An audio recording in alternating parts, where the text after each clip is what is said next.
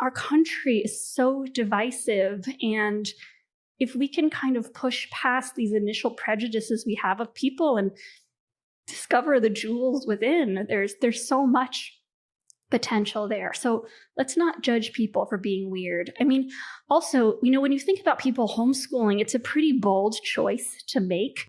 It's not your kind of conventional, typical person who says, oh, I think I'll just leave school and homeschool. You encounter a lot of pressure. So most of the people today who are homeschooling have had to do it because they're desperate. They have a serious problem. And, maybe their child is being marginalized because they're two mothers and people are homophobic at their school.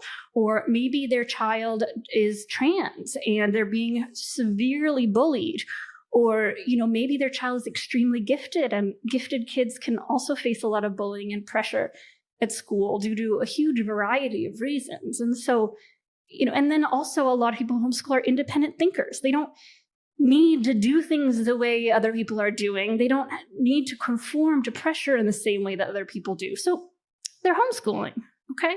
So I just hope this kind of gives you a little bit more kind of thought when, it's not as simple as I send my kid to school and they're socialized, or I homeschool them and they're not. This is not the case. So now I want to go into what does homeschooling actually look like in socialization. And I'm going to focus on modular learning. And those of you who have been listening to the podcast know that when I talk about modular learning, I mean people who have decided to customize their children's education, primarily as a replacement to school, but often as a supplement. They are generally doing 1 to 2 hours of mastery-based learning a day, taking classes and activities. Maybe they're part of a homeschool co-op.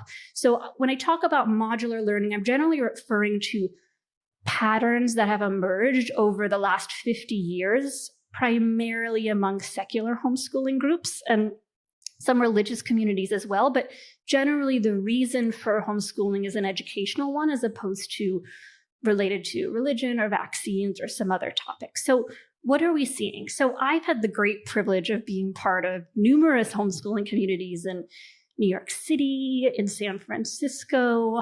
I have talked to people in Singapore and all around the world who are doing modular learning with their kids. And what I have seen is incredible social lives.